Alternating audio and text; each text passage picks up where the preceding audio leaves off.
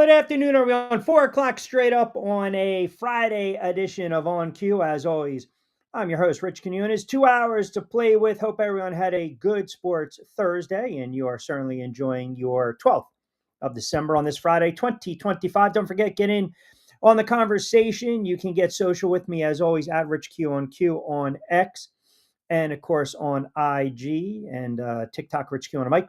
We are coming at you. If you download the Odyssey app and you search Coastal Sports Digital Network, you will now find me 4 to 6 Eastern Time, Monday to Friday. And so happy you can be with me as we are putting a bow on another, and it must be, just a mist in my eye, if you will, running around earlier today. And it could be the mist in my eye from what's going on in the world of sports. Who knows? But anyway, you can get social with me. For those watching video-wise on the YouTube channel, get social with me, as always, as I mentioned. And don't forget, like, comment, and subscribe to the YouTube channel. I took the, I think earlier today, it was probably like an hour or so, get a little beach time, right? Run a little pup ragged so she can kind of settle in. And, even after washing, it's like that Seinfeld episode. It's not sitting, washing, showering. I don't know. Is there sand somewhere? I don't know. I feel like maybe Kramer and there's sand somewhere. But anyway, we got 2 hours to play with. Always appreciate you guys keeping it locked in. We're powered by our good friends over at Fresh Roasted Coffee. 20% off your first purchase. Use the promo code BYP20. Very, very, very easy to do. And we'll put that graphic up for you guys. And you guys have been fantastic with that. Really supporting Fresh Roasted Coffee, and obviously one of my big sponsors on the show. So I always appreciate that as well. So as I mentioned, we're going to get into a lot of the NFL conversation today. Obviously, fallout still from the Moore situation in Michigan. And he was in court today, and it was kind of bizarre. It was kind of wild. It was real crazy to kind of watch everything kind of transpire. So he's out on bail and he faces charges. He's hit with 3 crimes. And right now, prosecutors have charged former Michigan football head coach Sherrone Moore with felony 3rd-degree home invasion, 2 misdemeanors, stalking, and domestic relationship breaking and entering. Bond was set at $25,000. Also, arraignment and charges offered a window into Moore's actions after he was fired for cause due to an inappropriate relationship with a staff member. What's really bizarre too is when everything now has kind of come down over the last 24, 48 hours, 72 hours, the last couple of days, there's been such a mixed bag when it comes to opinions, thoughts. I mean, we already went kind of through it yesterday, kind of a joke with the rat ship and Adam Schefter and some of these guys fist pumping each other, Michigan man, a bunch of freaking clowns, not even reporting objectively. It was really a disgrace and a debacle to watch, but that's what we've come to, and that's what we've come to expect. But what's really interesting is that when you kind of peel back the curtain and you start to peel back the layers on what's going on in this situation, it's now you're starting to hear the mental illness card, right? The mental illness conversation getting thrown into the scenario, and you got to be real careful with that because apparently Michigan was alerted that he was dealing with mental health issues. Yet the AD, now these are reports, yet the AD, Ward Manuel, fired him alone, which you never do. No HR rep, in the office with you. You should have several set of eyes. No security present. And then he became obviously unhinged. And that's when he went to this girl's residence. And as they say, it got much more scarier and much more bizarre after that. I mean, if you go through, right? So the school investigates the rumor that he is sleeping with an executive assistant. So he's also investigated 2 more times by the university by alleged conduct with him. There's reports that he was sliding into DMs on OnlyFans models on Instagram, which, again, let's be honest, that's not a crime. Married men do that all the time. And then, again, he fires the girl on Monday. She comes forward to university, proof of the relationship. He gets fired on Wednesday, breaks into her apartment, threatens to harm her and himself with a knife before running away. And then he flees on foot, arrested at a local church. So yeah, get that Netflix or that 30 for 30 doc ready. It's coming. So a lot of fallout continuation. We will get into that. And then you got the NFL last night, Thursday night football. You're starting to see even little by little a little bit of the landscape change in the NFC in the NFC because of the playoff picture now. That's as bad as a loss that I can remember for a football team in Tampa Bay that had no business losing to the Atlanta Falcons 29-28. The Falcons win on a last second field goal. I mean, somebody wake up Kurt Herbstreit and somebody wake up Al Michaels. I mean, my goodness, can you show a little juice, a little zest, a little appeal for the game? I mean, sleepwalking through this one, and I get it. It wasn't the sexiest matchup, but Baker had the backbreaking plays. As much as we get on these other quarterbacks, and we've been so critical of a quarterback like Jalen Hurts for having a couple lousy games. Baker Mayfield has not played particularly well over the last couple weeks of the NFL season. And I get it. He's got some injuries with his offensive line and weapons, but I'm not going to make excuses. He has not played good football. Hence, they've dropped 5 of their last 6, including last night's game. And their defense, you want to talk about having a breakdown. You got Captain Kirk Cousins, who's probably going to sign a monster contract with, I don't know, insert quarterback wherever. Maybe Cleveland next year. Who the hell knows? Maybe Indianapolis. Who the hell knows? Maybe he goes back to Minnesota. I don't know. But how about last night? Kirk Cousins. This team is down 28-20 after a bad pick by Mayfield. And all Tampa has to do is just make a stop. Just make a stop. And they couldn't even do it. Like defensively, we talk about these teams, and I'll do you one better. You've got a situation where you allow him to complete a long third down conversion. You allow him to complete a fourth down conversion, chunk plays, 18 yards, 28 yards. I mean, you're sitting there backs against the wall, were they not? And listen, credit to Atlanta. That's a horrible loss by Todd Bowles. That's a horrible loss by the Tampa Bay Bucks. And right now they're 7-7. And this is where it gets a little more dicier in the NFC when we're talking about the playoff scenario and the seedings. And I've got a team or two that I think will surprise you that I believe might be on the outside looking in. But right now, that's opened up the door for the Carolina Panthers in the NFC South. So we talked a little bit about this yesterday. You've got major marquee matchups. Again, major marquee matchups in the NFL that I want to get into. We'll get to some of these lines. Also, Back Your Play has dropped. That'll air tomorrow, Saturday and Sunday, 11 to 12 on TV 48 WWON in New York. Lloyd and I went through all these games.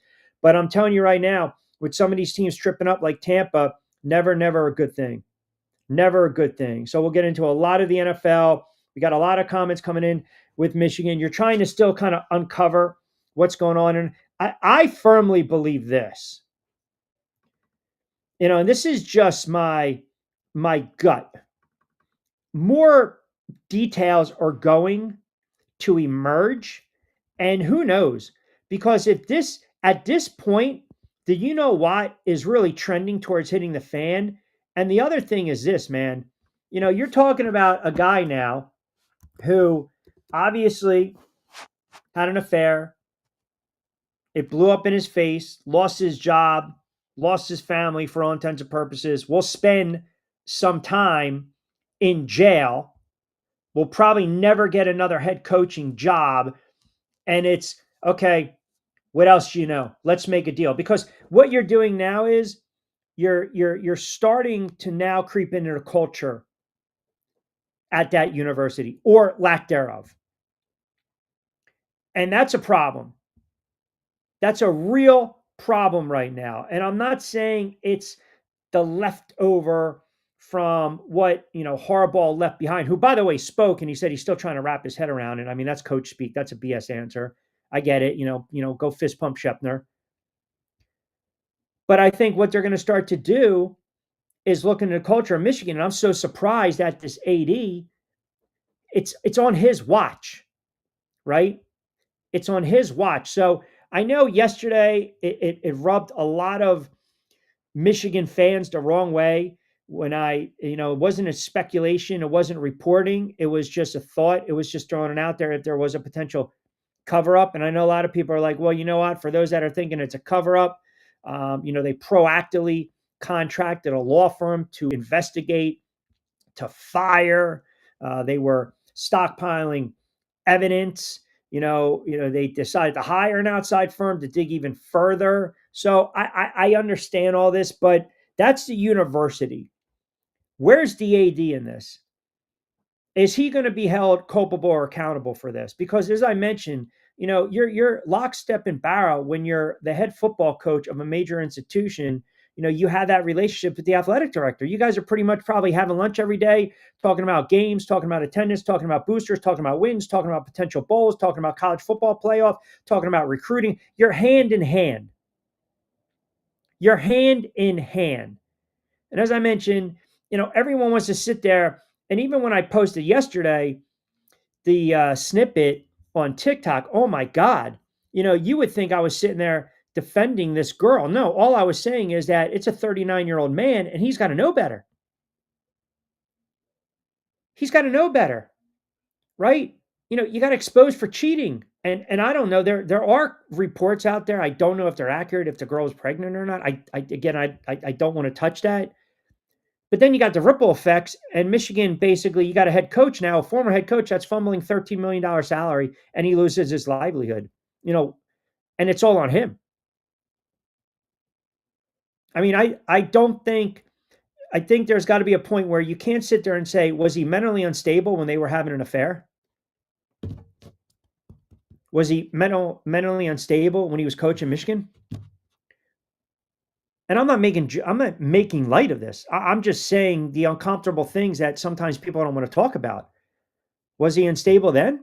Or was it when she exposed him, went to the university after she was fired because he knew the what was about to hit the fan?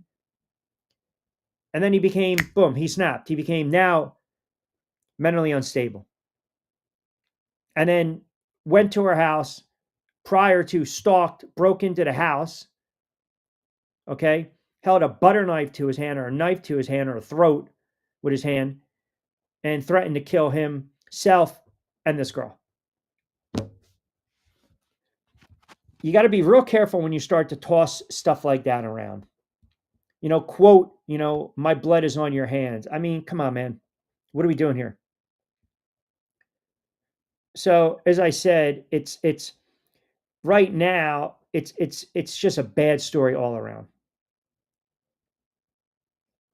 It's a bad story all around. Do people cheat? Are people unfaithful every single solitary day? Yeah, it happens. But there's a pattern, it seems, with this guy because he's been investigated several times by the university for alleged conduct with women. So where there's smoke, there's fire. So a lot more is going to come out, and you just got to wonder who's going to be held a little more accountable within that university. Is it going to be the athletic director or not? All right, 16 past 4 o'clock hour, cranking up. By the way, on a Friday, it's a What the Frig Friday. So in essence, what made you say what the frig this past week in the world of sports? Don't forget, you can tune in live every Monday to Friday. Download the Odyssey app, search Coastal Sports Digital Network, and you can always fire off the comments, hashtag on Q. Check me out on X, at Rich Q on QIG, TikTok, Rich Q on the mic. I got some comments from that I'll read off too during the show. No Lloyd today. We'll go football heavy in the 4 o'clock hour. John Buhler in the 5 o'clock hour, his usual spot. 17 past 4 o'clock hour, cranking up on a Friday. As a reminder, we're brought to you by our good friends over at Fresh Roasted Coffee. 20% off your first purchase on me if you use the promo code BYP20. That's in the show notes. We know it's getting cold out there. Treat yourself to some nice hot brew. I actually had to move the cup over today because I knew I was going to get so fired up.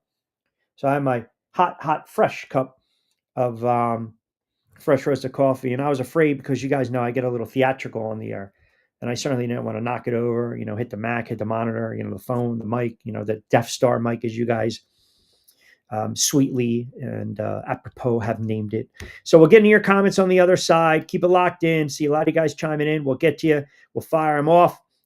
Tom, Luca Brazzi, Kevin, James, D, Damon, Tom. You got you guys. You're on deck. We'll take you up to 6 o'clock straight up. A lot of NFL today as well. And apparently Jalen Hurts' approval rating has gone down. Who cares?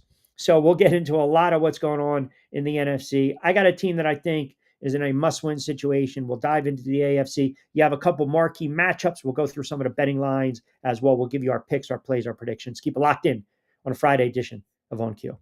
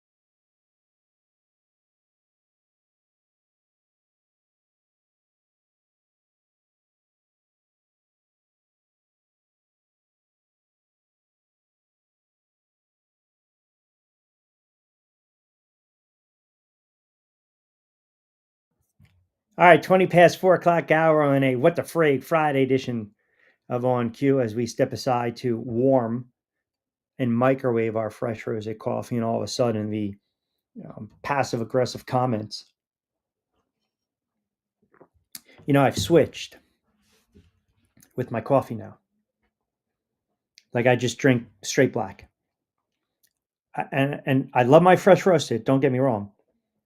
I need a little flavor in the coffee. Now, some will tell you that straight black coffee is the best. That's all I hear. Oh, it's the best. You can't beat it.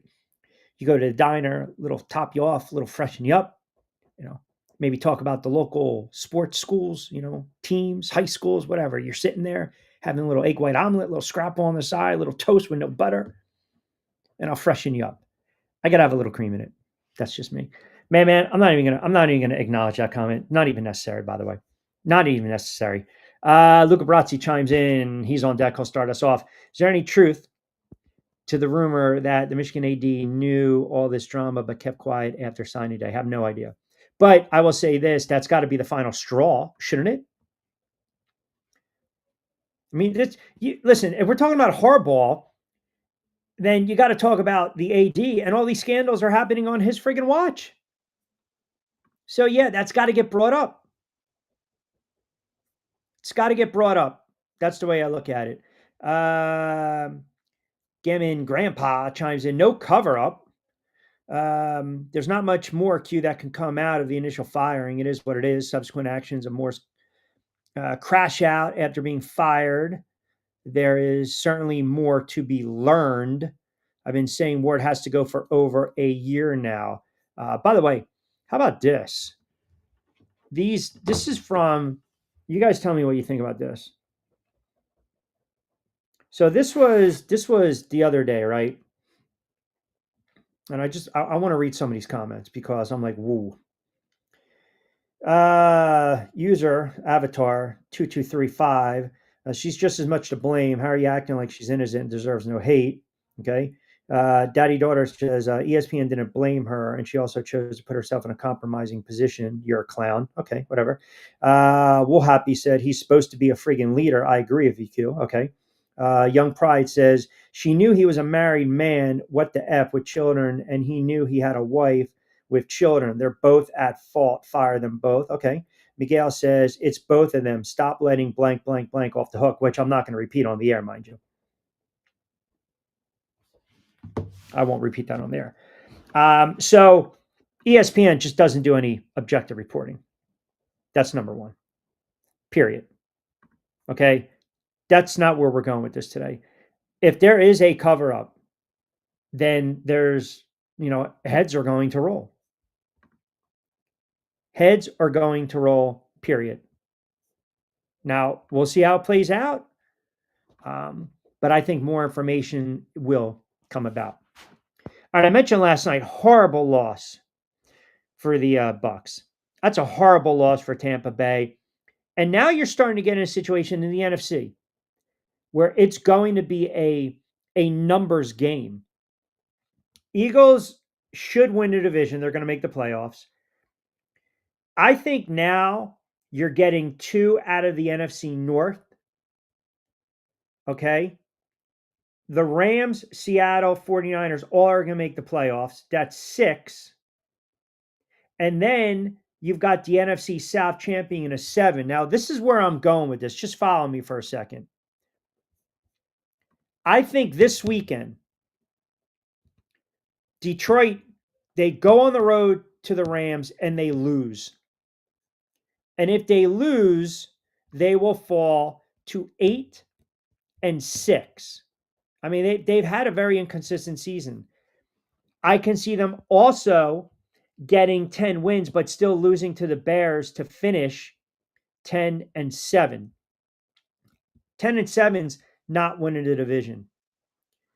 So I think right now, if we're talking about must-win scenarios, and we'll get to the Eagles and the Raiders in a second, and there's different reasons the Eagles have to win that game, must win. In the NFC, Tampa Bay's loss was devastating. Devastating. And I understand all these injuries with these offensive weapons and their wide receivers, but Baker Mayfield has not played well. These quarterbacks have played themselves out of the MVP conversation. I think with another bit, Jared, it's 2 right now. It's Stafford and it's May and it's Allen, and I'll give you my reasoning in a moment. But if you look at Tampa Bay's schedule to close out the season, I mean, that's just a horrible loss last night. It really is. They've got the Dolphins. I'm sorry. They've got Carolina on the road, Miami on the road, and then the Panthers. They could potentially lose all 3 of them. They can certainly lose on the road against Miami. That's how good Miami's playing right now. And if they split against the Panthers, it's still not going to be enough. Carolina gets to that 10-win mark. Tampa's in trouble. That loss was absolutely debilitating. So Carolina has the Saints winnable game, the Bucks twice, 2 winnable games. That gets them to 10, plus they won the season series. Now Seattle's a different animal. And you heard Bowles last night. I mean, he was just livid. You can't give up 2 chunk plays late in that game. You can't. For as much as we give Bowles credit, that defensive, a juggernaut, knows exactly what he's doing. Get that alignment set with your defensive players. You just ride that base 3-4. Here we go. Get to the ball carrier. Get to the quarterback. That was a major lapse late last night. Now, I'm not going to sit there and say it's the worst loss of the NFL season. I don't believe it is. I mean, if you're going by, how do we coach it? I would say the Giants allowing Denver to score 33 in the fourth quarter. That's a horrible loss. Teams coming back from 20. You just lost to a bad team, but the Bucks are not a great football team. They're an average team right now. That's all they are. They're an average team right now. And Mayfield has not played particularly well over the last several weeks. And you can't sit there and say, well, he's banged out. Yeah, but he's playing. He hasn't cracked, he's cracked 200 yards, I think, once over the last 5 games, aside from the game that who came in when he was hurt? Bridgewater, off the street. That's a horrible loss.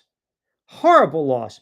But I believe right now, Tampa and potentially Detroit might be on the outside looking in.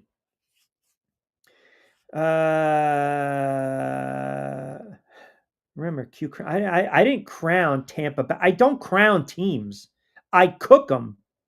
I don't crown them. Utterly ridiculous.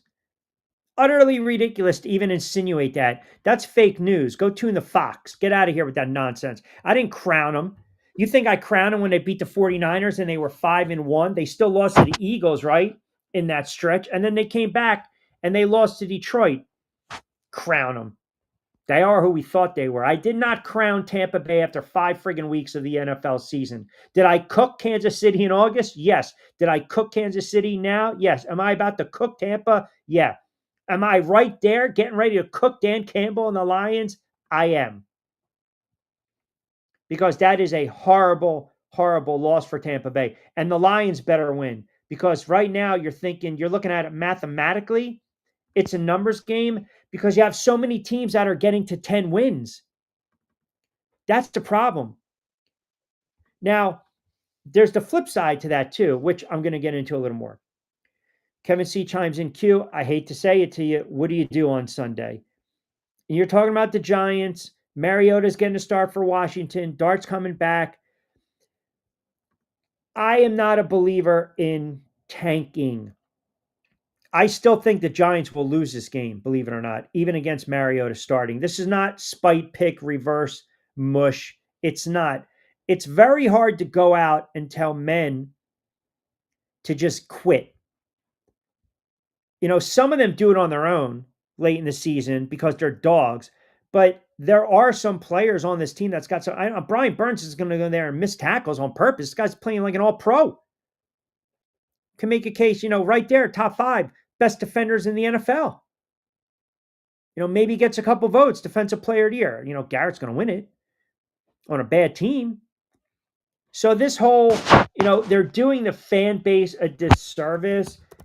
I always implore somebody to explain to me, how in the world can you really tank in the NFL? Seriously, how can you really tank in the NFL? It's a tough season. You can lose because you want players that can help you, build, build going forward. And again, it's like you just really got to be careful with certain things. You really do, because I don't see that they would turn around and just purposely lose football games. It's very, and this report, by the way, that, Kevin Patullo could interview for the Giants head coaching vacancy. Just stop. Stop. I don't want to hear that nonsense. I told you, I'll go defense. I'm fine with that. I'm really fine with that.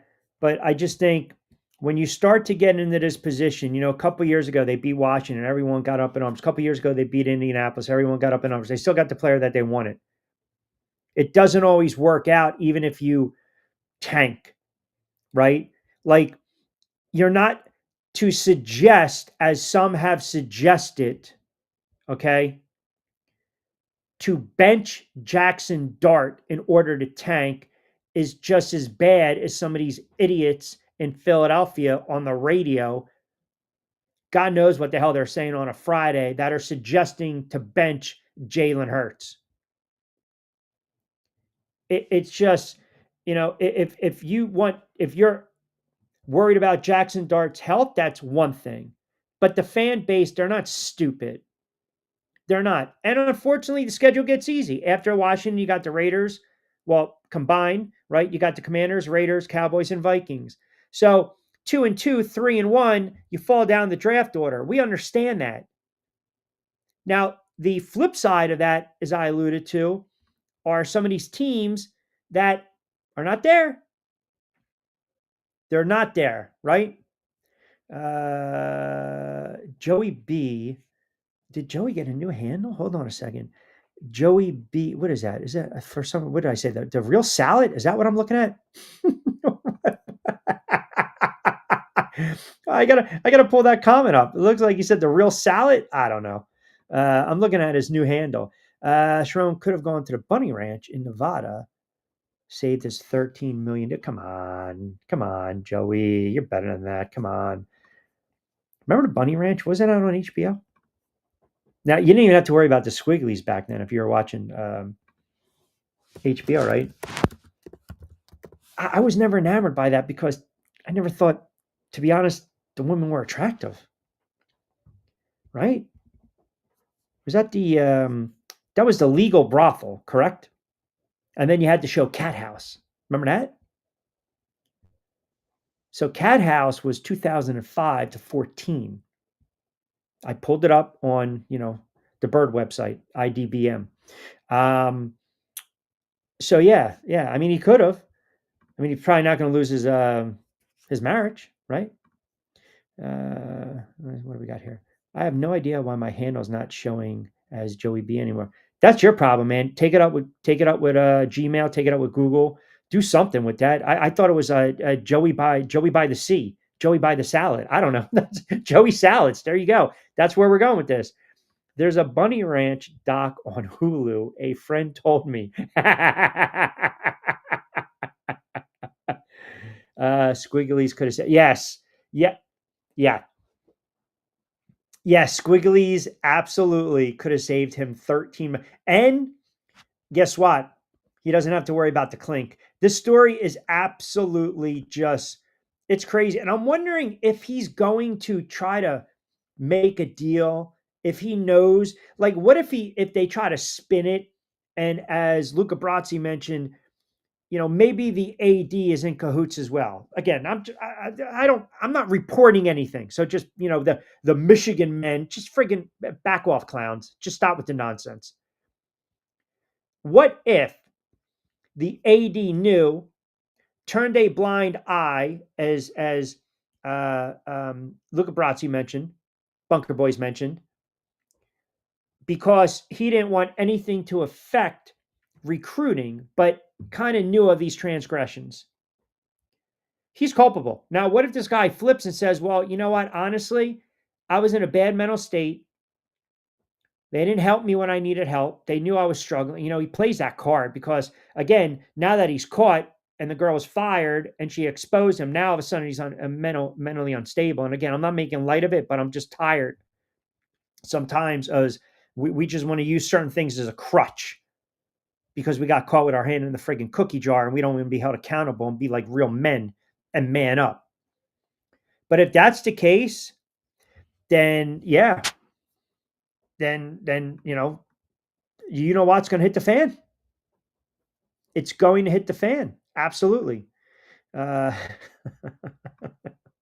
trying to be serious here. I don't know what the frig Friday. You guys aren't making it easier for me. Yeah, listen.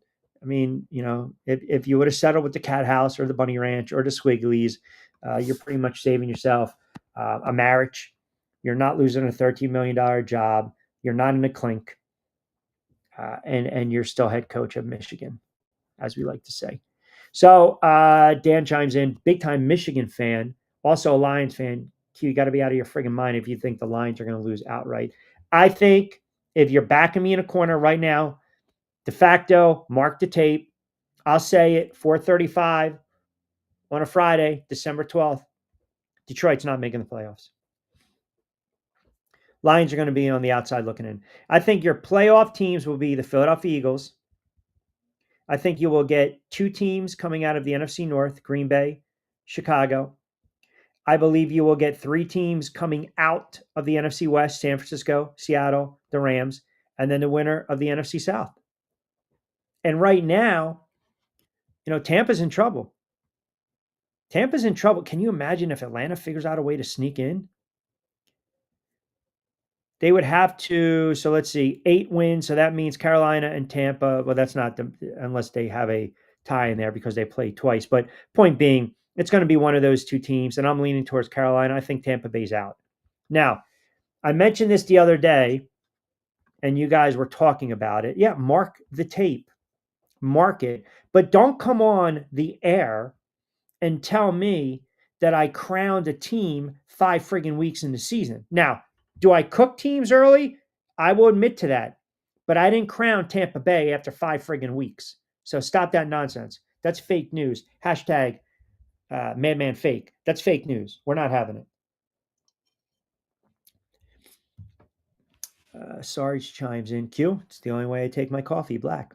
Yeah, I'm trying to, the cream, the sugar, you want to cut back on that, cut down on that. I don't know.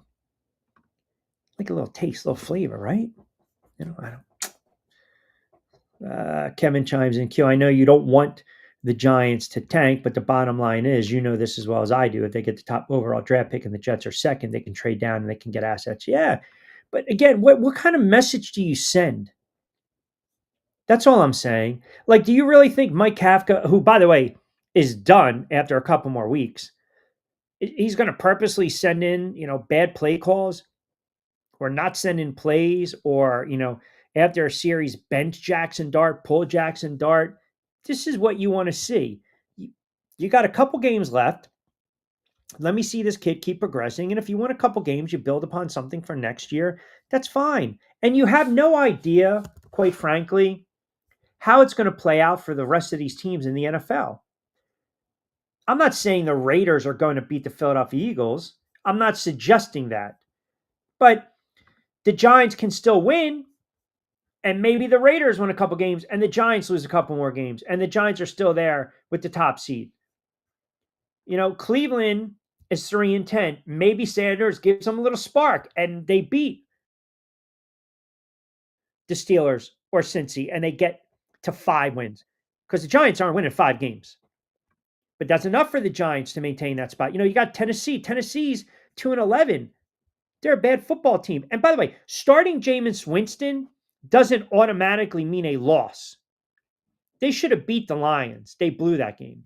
So, to suggest benching these guys is just ridiculous. This topic is getting on your skin. Not as bad as McNabb to Angel, but still. What? The Bunny Ranch? Or Tampa Bay?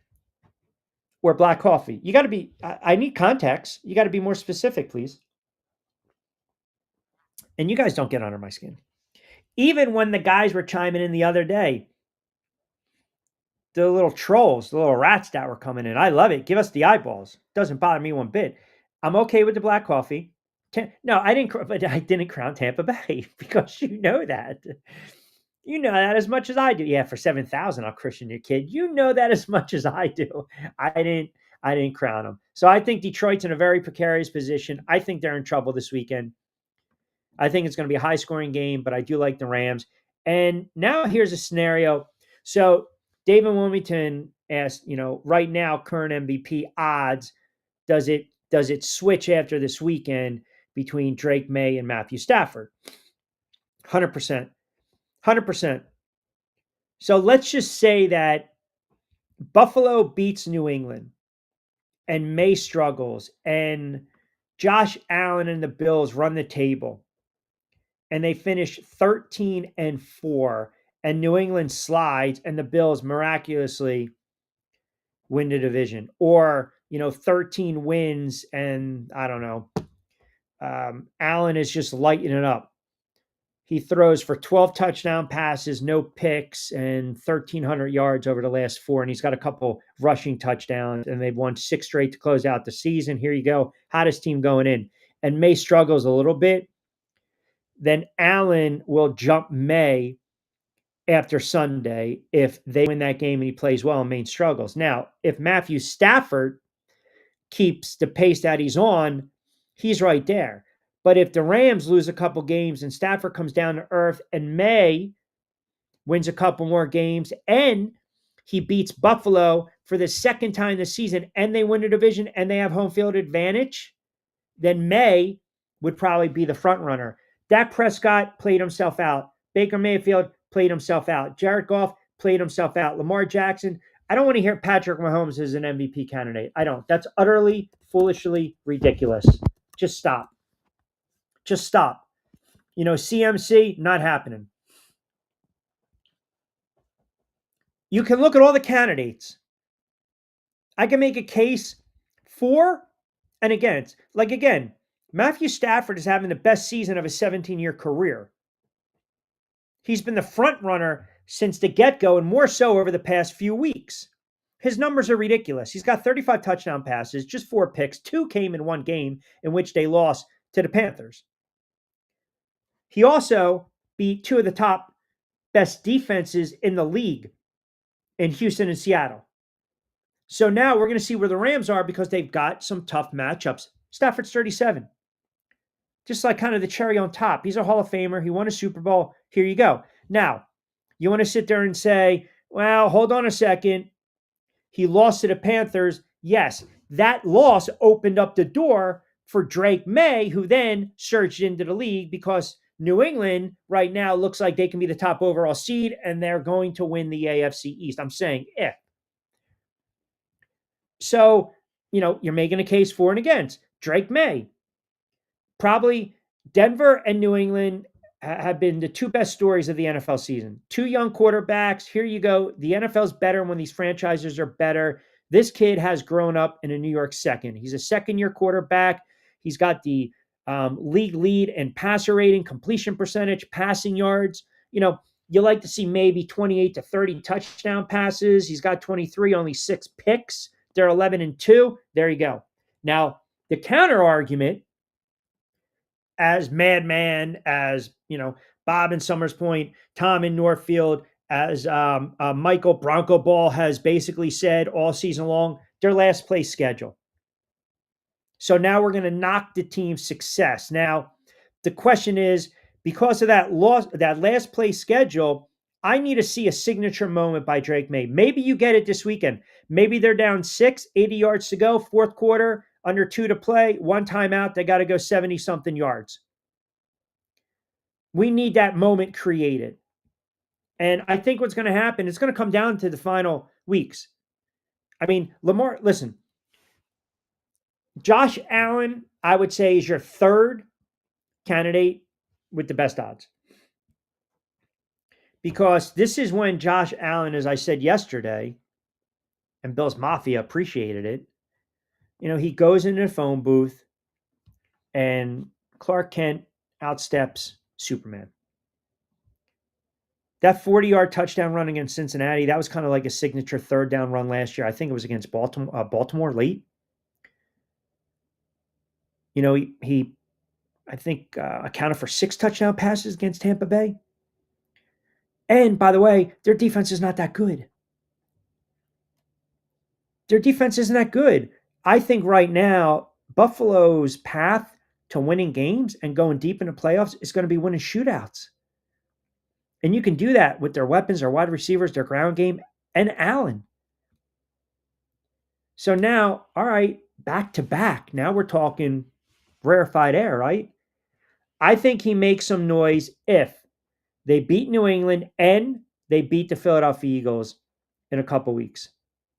Those are my, quote, high-profile games for Josh Allen. Jordan Love is starting to come on, right? He's gotten hot at the right time. But the media, the pundits, aren't completely in love with Jordan Love. No pun intended. Prescott played himself out. I'm not making a case for him. Jonathan Taylor, not happening. JSN, not happening. Jones, not happening. Baker, not happening. CJ Stroud, not happening. I can't really think of any other, quarterbacks or position players that you would throw up there. So I think it's come down to 3.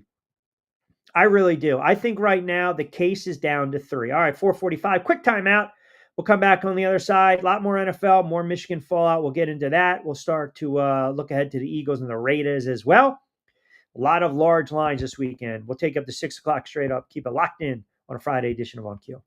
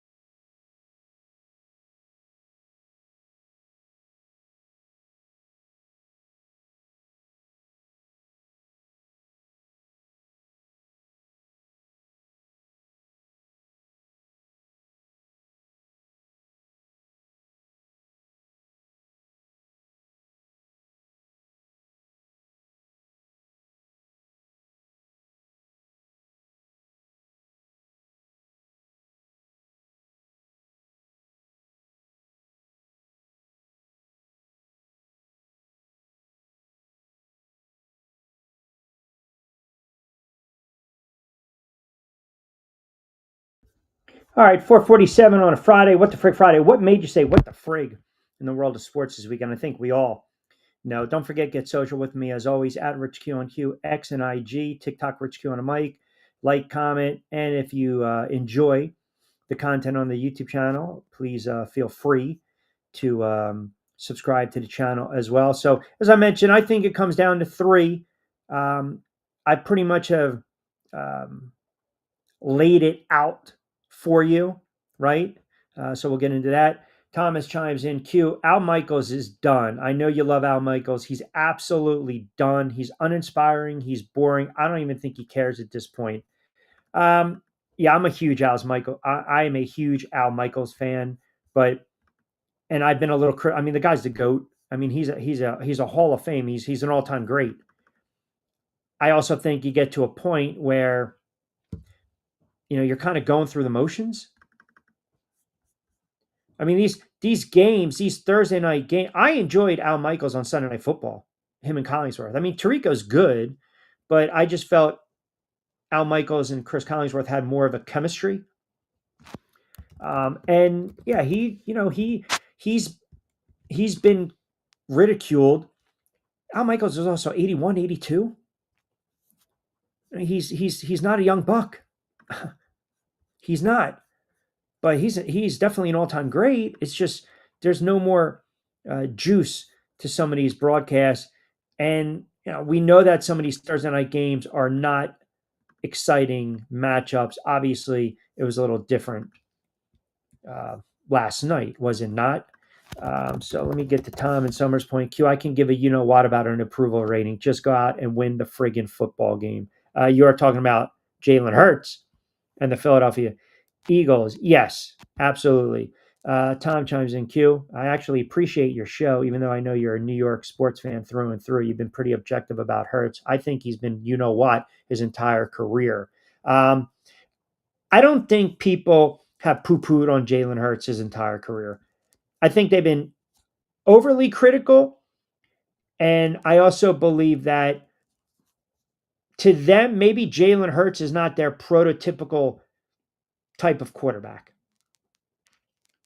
But I kind of go back to the argument earlier in the week for some of the Eagles fans, segment of the fan base that has been clamoring for Jalen Hurts to be benched.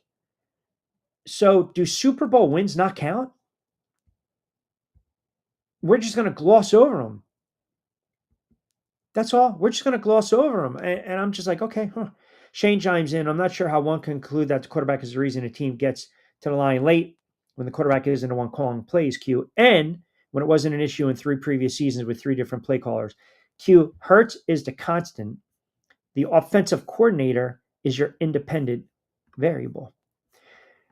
There's something to be said about the offensive coordinator and changing coordinators every single solitary season. I mean, how do you get in any type of trust and rhythm of rhyme if you're a quarterback? But the most alarming stat for the Philadelphia Eagles, well, several. Their lack of third down conversions, offensive third down conversions, is extremely alarming. They have not been dedicated and devoted to the running game like I thought they would this year. I haven't seen it. And last weekend was a perfect example. You finally have Saquon Barkley busting off a couple long runs and showing, the old Saquon Barkley. And then after 16 carries and 50 something odd yards, you only give him 5 in the second half. It's not going to get it done. There's no way you cannot lose this game against just a horrible Raiders team. Horrible rate. And by the way, you don't want to give any type of life to the Dallas Cowboys. You don't. You really don't. Why do you want to give them any type of life late in the season? And this slide continues. And then you find yourself, oh my God, can you imagine? you find yourself on the outside looking in. I mean, would this be as bad as 10-1 and then finishing 10-7 and then losing to Tampa on the road?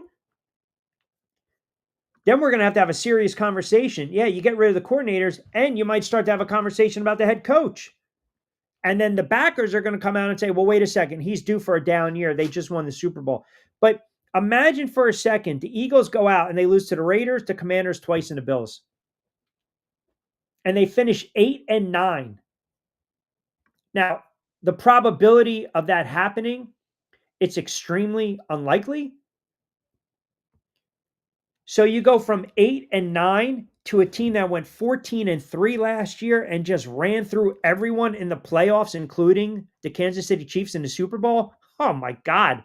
That would be full-blown panic mode the offseason. I mean, the mics would be lit up all over the place. So it's a big win, and they're at home, and maybe that's not the best thing. But you got to remember one thing. You still have your offensive weapons. You still have Goddard and Smith and Brown and Saquon and the line, and you still have the quarterback that's one. I mean, that should be enough.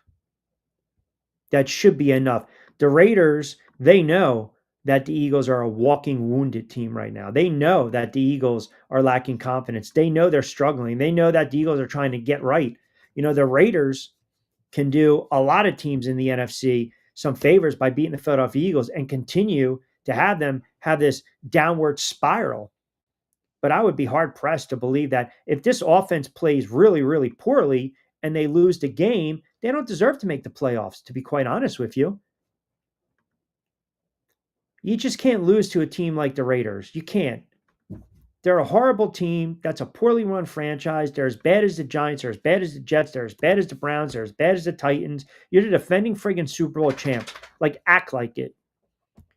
You know, get your stuff in gear, will you? Chargers and the Chiefs. We talked a little bit about that game yesterday. The Bills and the Pats is going to be a fascinating game. Green Bay and Denver. So I kind of threw it out. I think there's 4 marquee games this weekend. And O chimes in Q. Keep talking, keep talking. Let me hear it about the Dallas Cowboys. Listen, Cowboys are 6-1. And they've got winnable games. That's the scary thing. They've got the Vikings. The Chargers they can beat. And they have to go on the road against the Commanders and the Giants. And you know both those stadiums are going to be overrun by Cowboys fans. The Dallas Cowboys finish 10-6-1, and the Philadelphia Eagles, you know, go 1-3.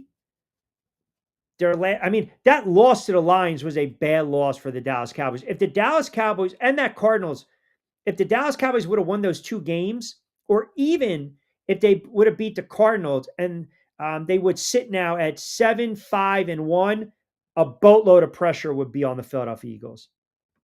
A boatload. All right, 5 o'clock straight up. John Buhler on the other side. 60 to book, 60 to play with. Keep it locked in.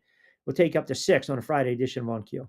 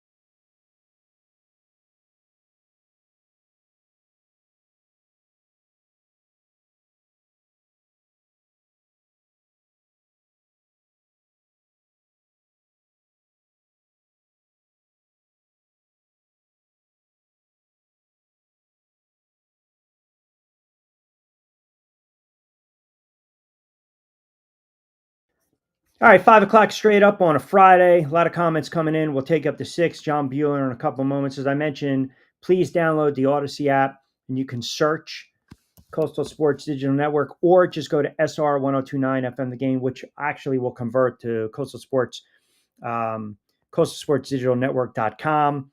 And if you go to the home page, you scroll all the way down past the lineup. Keep going. You'll see to the left, now available on Odyssey. You'll see to the right, the digital sports app for SR 1029 FM The Game. By the way, I did also want to mention too, and I'm hoping that it's not for good, and I hope he's not gone with SR 1029 FM, but Pete Shepard, who's done a remarkable job with the morning show, Monday to Friday, 7 to 10. Boston guy through and through, worked in Boston radio, I think WEEI back in the day, puts on a phenomenal show. And I know he signed off um, for the last time with the holidays right around the corner, and hoping that he's still coming back and maybe he's doing a show intermittently. I'll also, when we have Angel on probably next week, he'll probably also give you some ideas of some programming going forward. But I know we've got some content that will be cross promoting and whatnot. So it's a pretty big deal. Like I said, that you download that app and you can capture us as well. Man says Denver Green Bay should be fun. Yeah, you're talking about a red hot offense in the Green Bay Packers. I was stating a case for some of these players as we kind of tracked them, right? And Jordan Love has put together a really nice season. I think people look at Jordan Love and I'm going to get hammered for saying this. What else is new? I think they look at Jordan Love and they like would the comp be Jalen Hurts? Would the comp be Jalen Hurts? Obviously, Jalen Hurts a lot more rushing touchdowns, but I feel like Jordan Love wins football games and he puts up decent numbers and he's not careless with the football and he can make some plays with his legs and they've got some weapons and they play winning football, but he's not respected. Like I feel like the Green Bay Packer fan base is not enamored with Jordan Love, and he hasn't done half of what Jalen Hurts has already done in his career. I feel like those two are just, and I don't know if that's the right comp. And I'm not trying to disparage either quarterback, but I feel as like if you talk to people in Green Bay, it's like hit or miss with Jordan Love. You don't know what Jordan Love you're going to get, and he's played really well the last several weeks. It's one of the reasons that his MVP odds have jumped. And then you look at Jalen Hurts, 2 Super Bowl appearances in 3 years, winning one, outplaying Mahomes twice, and winning the MVP. But yet there is still it seems like no love for Jalen Hurts. It's just it's remarkable. Like we've come to that right now. I just always say to myself, okay, give me a guy that's just going to win, right? Constantly wins, right? Um, we want winners, right? We want winners. Oh, speaking of winners, by the way, how about this? Fresh off his Atlanta Falcons, dramatic, exactly come from behind with our John Buhler from fan side. Kind enough to join us as his weekly spot, 5 o'clock on the East Coast. We'll take you up to 6 on Q. Yeah. I mean, not bad weekend for you last weekend in college, and then the Falcons and Captain Kirk. I mean, what are we doing here? Would you convert a 3rd and 18, a 4th and 10? Oh my goodness! You feeling the playoffs right now, my friend? I mean, I wish we could make it, but like we're 5-9 right now, Yeah. Rich. But Raheem Morris always saves his best versus his former team. He's 3-1 against the Buccaneers right now. Division game, I get it.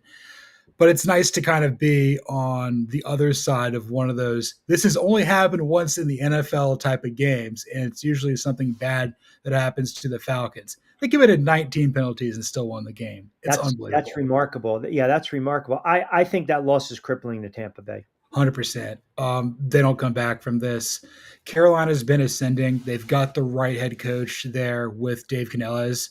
They just need a few more pieces there. And I was sitting here trying to think, like, throughout the day, like, what am I going to talk to Rich about? Like how do the Falcons like win this game? Right. We know the Falcons are they're poorly coached, but the penalties kind of took a lot away from that. I think they just have better players than Tampa right now. And, the pass rush of old that made the Todd Bowles defense is so good. Yep. That's not there. The Falcons have that. I don't know who was protecting Baker Mayfield. They didn't do a good job. He was scrambling for his life back there, trying to make stuff happen. Mike Evans was banged up. Chris Godwin's banged up. Jalen McMillan comes back for the first time this season. Egbuka's kind of hit the rookie wall. It's kind of like the Chiefs a little bit in the AFC, where it's like you've been so good for so long, having kind of been dynastic over your division, but like, being picking like in the 20s and 30s year after year after year, it's just proof that most people aren't the Brady Belichick Patriots. These things do come to an end at some point. And then finally, Kyle Pitts realized I'm 6'6", 6'7", 250. I mean, that's the Kyle Pitts game, right? Big numbers. What was it? $180, 3 touchdowns. It reminded me of Larry Donnell many years ago for the Giants in Washington with 3 touchdowns. And Pitts had over 1,000 yards his rookie season. This kid's only 26 years of age. So, I mean, listen, if that's a good sign, right? Now you just got to figure out what the hell you're going to do with the quarterback. I mean, he is a quarterback dependent player. He's got to have like a Matt Ryan, a Cousins. He did seem to have a good rapport with Penix, which is kind of why I'm of the belief there's a chance he may come back in free agency. But I think the big challenge he's had to deal with is just constant turnover with, offensive coordinators. The reason he's able to be like such a successful tight end is because he's really like a glorified slot wide receiver. But when you're playing like 11 personnel, you're kind of like the fourth receiver out there. You're not the mismatch that you should be in most, offensive game plans. And again, like I don't think Zach Robinson knows what he's doing, but Pitts, he's always kind of been capable of this, and good for him. He silenced a lot of critics. He's got an outside shot at 1,000 yards for this season too. Yeah. And listen, that's a big win. That's a crippling loss. I think this weekend we will. We're going to see a couple teams, especially in the NFC. I think when I come on the air Monday, I think they're marinating right now. I might have to cook them, but that's Detroit. Yeah. Because I think if you're looking at it as a numbers game, and the way the NFC and the tricky spot is the NFC North, right? Because you got 3 potential teams. I think the Lions are on the outside looking in because I believe the West is going to have 3 teams. You've got the winner of the South. You got 2 coming out of the North, and then you got the NFC East winner. Yeah, somebody's going to get squeezed out here, between the 3 really good teams there in the NFC West and the 3 high quality teams there in the NFC North. That's just how it's going to work. It's going to end up being Philadelphia in the East, probably leaning towards Carolina in the South. But again, Dallas is still technically in it. And then, Tampa's spiraling, but they've got a shot. I think it comes down to with Detroit. Again, this is a team that I was pretty high on. It's coaching attrition. I mean, we are seeing the lingering effects of not having Ben Johnson and Aaron Glenn here. I think that, what was it? John Morton and Kelvin Shepard are doing the best they can, but this is a new role for them. This is a new, they're going to pull back a little bit. And I think that they're still going to be like a playoff caliber team for the next couple of years, but maybe they're like the 8 seed that doesn't make it in this year. And that's, sometimes these teams like Kansas City, you're having down years. I have to ask you, were there no other quarterbacks of like, I know it's all fun and games with Phillip Rivers, right? But you're talking about a guy coming off the sofa, 44. And oh, by the way, you're taking on Seattle that has a great defense. Like I feel as though, I don't even know if he's, I mean, is he technically, was he announced a starter? I mean, do you want to start Riley Leonard? I mean, they kind of look like they're related, which is kind of funny, by the way, if you've ever thought about that. Phillip Rivers is a semifinalist for the Hall of Fame, and like he's gonna get in at some point because he's got all the stats and he won it with dysfunction with the Chargers. But like, dude's a grandpa. Dude's had like one of his kids has a kid now. So like, imagine like walking away from your family during the holiday season here. I can't believe that there's nobody else out there that like the Colts could look at here. I feel bad for Daniel Jones and how it ended for him and how the Colts have kind of hit a little bit of a snag here. Looking like again, Houston's trending up. Jacksonville's been steady I for a don't think while. Indianapolis is winning another game the rest of the Nah, way. nah, And by it's the way, unfortunate. if Rivers takes a snap, if he's on the active roster and takes a snap, his clock resets. He's got Yeah, to wait another 5 years. it may not be the worst thing in the world for him for that because I don't think he's a first ballot guy. He's going to be one of the handful of quarterbacks who's recently retired. We're going to debate for years, but Right. like, it does seem like he's probably going to play again. I mean, I thought he was going to get into. I guess he's coaching high school with like Catholic school over in his native Alabama. I thought he was like looking to go into broadcasting. I guess he just doesn't know what he wants to do. He just doesn't want to be around his family right now. um, well, I was going to segue, but I'll continue more with the NFL talk. So all week long, we heard the rumblings from Eagles Nation and the Bunker Boys and Eagles fans. You might want to consider benching Jalen Hurts. Now, look, he has not played well. There's been a lot of issues with the offense. Good point you bring up with sometimes you're changing offensive coordinator. Sirianni decides I'm going to hire the first guy that I know in the building. That's his buddy, Kevin Patullo. Please, Giants, stay away from this guy. But the Eagles offense has struggled. And even when Saquon was going off a little bit in the first half, they neglected him in the second with only 5 touches after 15 carries for 55 yards and a long touchdown run last weekend. They've got issues. Is that just absolutely ludicrous to even entertain the discussion of benching Hurts? Like my scenario would be this: if they really flame out and lose outright, all their games and finish 8-9, and he struggles, or even if they win a division and get bounced on the road again, like they did a couple years ago in Tampa Bay, and he struggles, then you have that conversation for the offseason. It's always something with Philadelphia. It always is. And if you bench Jalen Hurts, that sends a horrible message through the entire organization. You're talking about a guy for a while there that had been university beloved, and then the city of brotherly love found a way to hate him. You get what you deserve getting rid of a Hall of Fame caliber player. I'm saying that like his career is trending in that direction.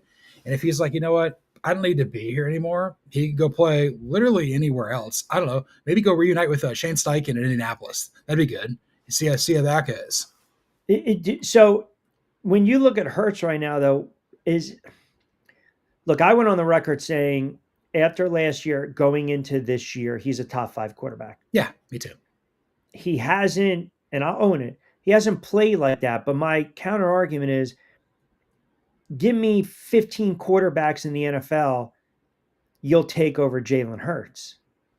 As long as you're top half, I think you're in like a good spot there. And again, you That's kind of mentioned my like, point. not only did you lose your offensive coordinator in Kellen Moore, you lost your quarterbacks coach in Doug Nussmeier, who followed him to New Orleans. So like that's down doubly bad. So you're asking this guy to have yet another offense because Steichen and Gannon were on the staff only like 3 years ago. Mm-hmm. It's too much to ask of people. I know he's a student of the game here, but some of this has to fall on Sirianni because Agreed. at some point you can't just be a CEO type on the sidelines. This is the NFL. You got to draw plays. You got to make it happen. And when you see your guys struggling, you got to be in this together. The Eagles have arguably like a top 4 like structure in the league with ownership, GM, head coach, quarterback. But like the latter two are kind of like pulling it back a little bit. And obviously, I don't think the Eagles are ever really built to repeat as a team. Maybe they will. Maybe they'll catch lightning in a bottle and come through the NFC here. But like, it's too combative here, and I think that like that's a challenge there in the NFL for me. Well, listen, the fact that they're at home and they're laying 11.5, 12 against a bad Raiders team. I mean, if you can't beat the Raiders, you don't deserve to make the playoffs. I actually think it hurts them that they're at home because if they have a couple poor series, then the boo birds are coming out. But I agree with you. I was never enamored with Sirianni. I think he's a clown. I think he is that. I'm just a cheerleader. I'll delegate. I'll leave it up to the coordinators. Obviously, it hasn't worked out on the offensive side. Their defense is going to have to carry them, and I just don't believe they're built to make a deep run into the playoffs because I think some of these other teams that we're talking about, I think Seattle and the Rams would wax them, especially if they had to go on the road to take on those two teams. 100%. Sirianni is kind of dipping into the Dan Lanning fake tough guy sort of world. And, you're saying all these things. You're a dog with a lot of bark, but then Vic Fangio and his defense have to back you up every time because your Right. offense can't really function. Yeah. And I think you'll beat the Raiders because I think anybody will beat the Raiders. I think the only thing that could save the Raiders is Fernando Mendoza. Interesting. So I put up Tankathon. Do you subscribe or believe in tanking in the NFL? No. Okay. And your reasoning is? You can't. This is the job where for full-grown men with like wives and kids and mortgages, you can't put bad tape out there, and you can't do that as a coach. You got to try to win every game. Football is a gladiator sport. If you don't play as hard and coach as hard as you can, you are going to get hurt more so than you're not. These guys have a lot of pride here. Organizations can do it, and obviously they can maneuver it around and say, okay, we're going to keep this guy out. Maybe that's why Drake London hasn't played for like a month. But then again, the Falcons don't have a pick there. But I don't subscribe to it. Basketball, it's a little bit easier. Totally Baseball, different. for sure. Football, I just think it's just what happens. What has to happen in a game runs counter to the idea of tanking.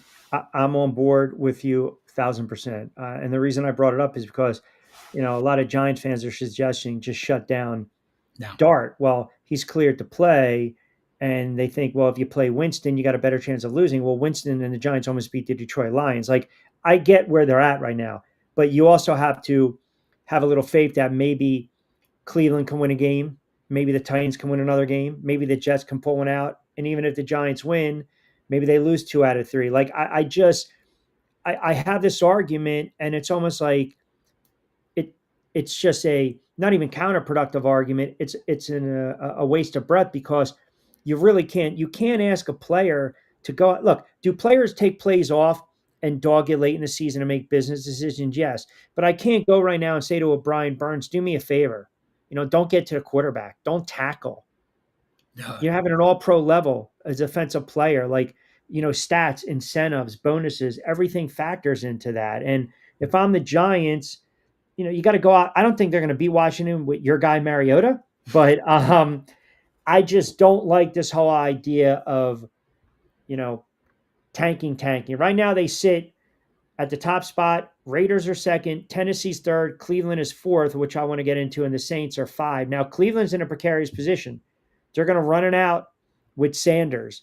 So last weekend, explain this to me. You have Shedeur Sanders throwing for over 300 yards, couple touchdowns, making plays, threw a dime late in that game, and then you take him off the field for the 2-point conversion.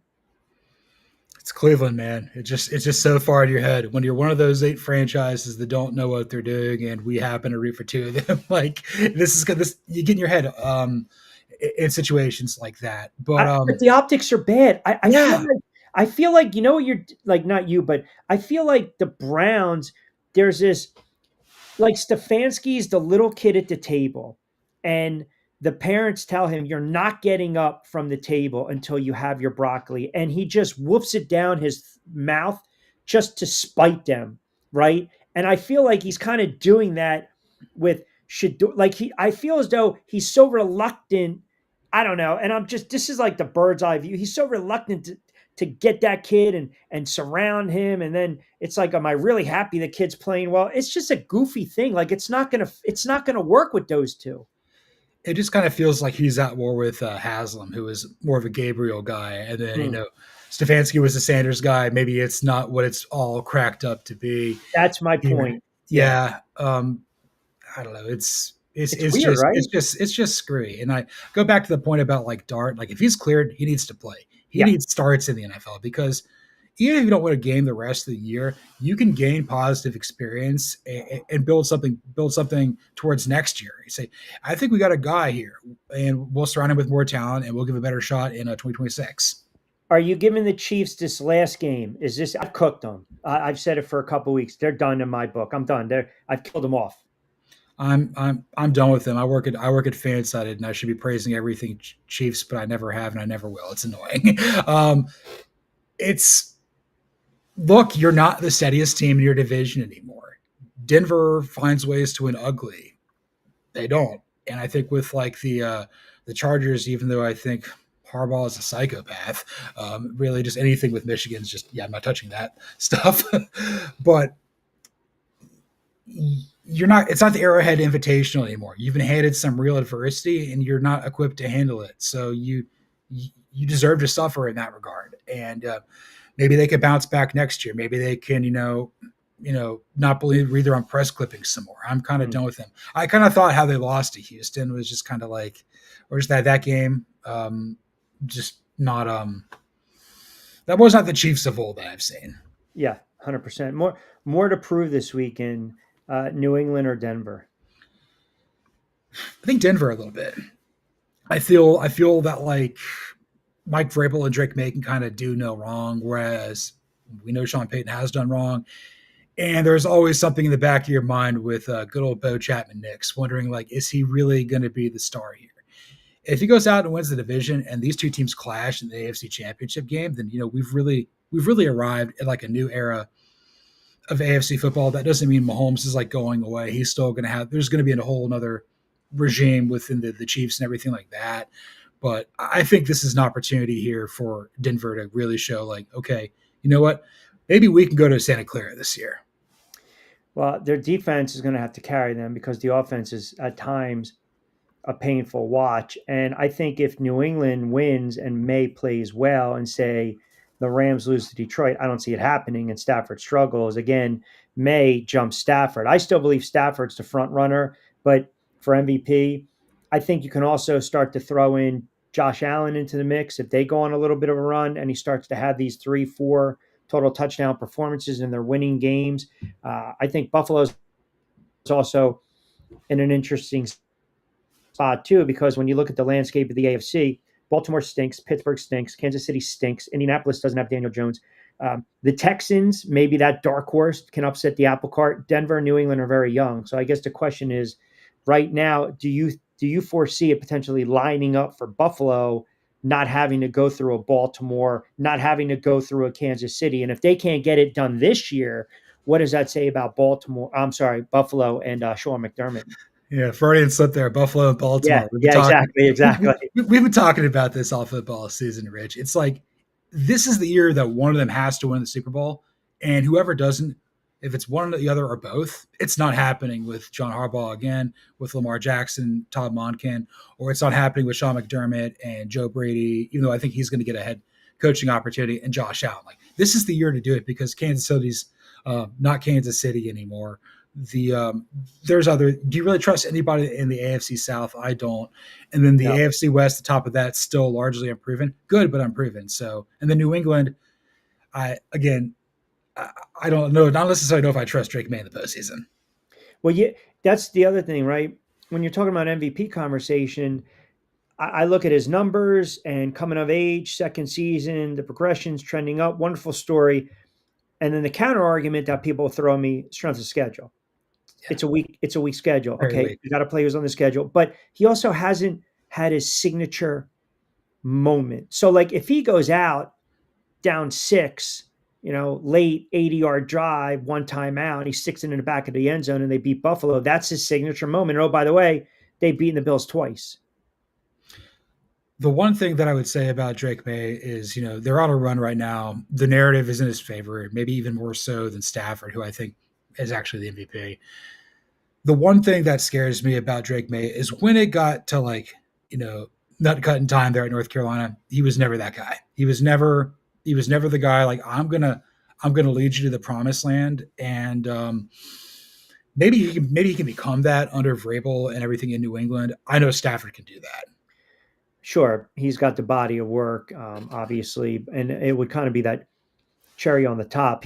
His numbers are just off the chart, and the 2 picks that he had in the one game and the 1 pick 6, that's against Carolina. So now all of a sudden, that's your red check mark that everyone's going to look at. But I think he puts up big numbers against Detroit as well. Yeah, it's very interesting with the Buffalo Bills because it does kind of line up where things can certainly break. And you bring up a good point. Like Denver and New England, they're still young, Yeah. right? It's okay. We're sending kind of like Washington did. Obviously, it's a little different animal. Washington having a down year.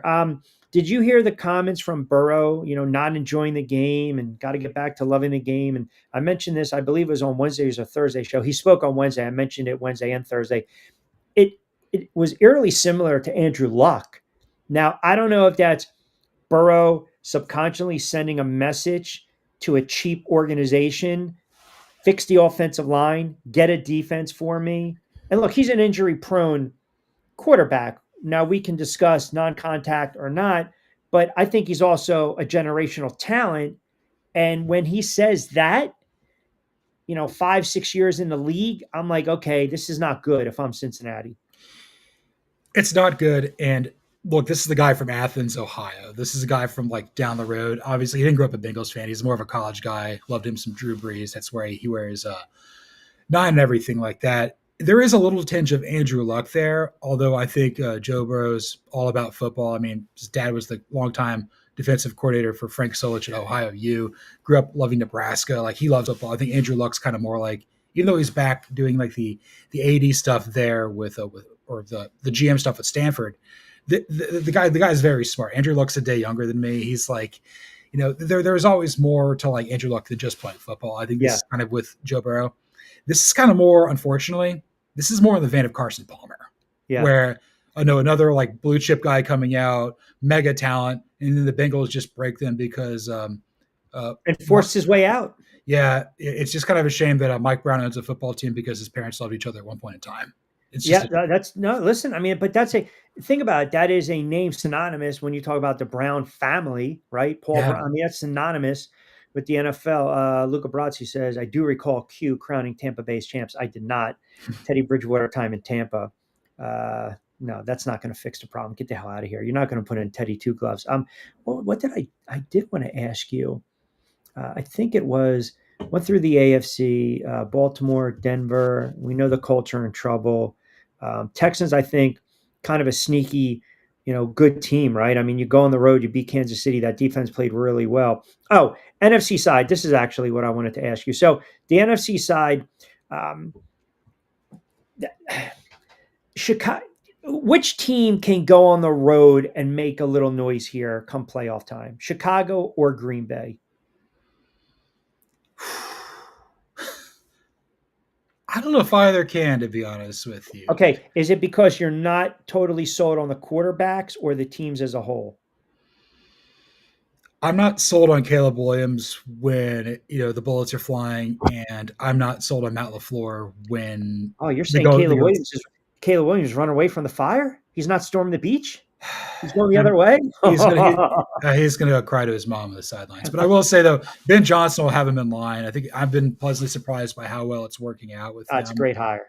It's been a great hire there. I still don't trust Ryan Poles at all. So to wait for that to self-destruct. But I would probably you could convince me either way. I think with Chicago, it's like this is untrodden territory. What do we really know with this regime? Nothing.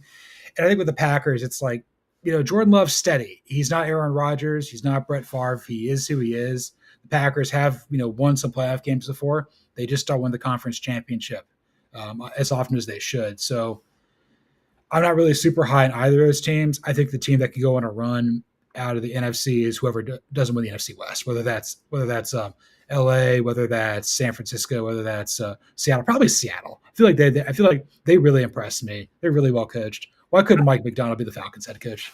Yeah, I love their defense, and people get on me because I'm a Darnold fan. I think the kid got a raw deal early in his career, and I love to see that. I mean, Minnesota probably sitting there saying, "Hey, we'd love to have him right now, right?" And he's just flourishing, and he distributes the football, and they're playing really, really well. I think I asked you this 2 weeks ago. I want to ask again with that Raiders scenario. We talk about some of these coaches on the hot seat. Look, it's going south. It's a bad season. The Smith move was a bad one.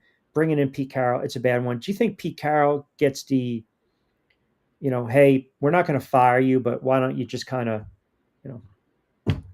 get out of here kind of treatment. I'm not gonna compare it to Coughlin all those years with the Giants and winning 2 Super Bowls with that organization, but Mara basically forced him out, right? It was like a de facto resignation, retiring. Do you foresee that with Carroll? I do, and I mean, it's not unfortunate. I mean, like he signed up for this, and he's like, I'm going to trade for my guy Geno Smith, and it blew up in his hand like a hand grenade. It did.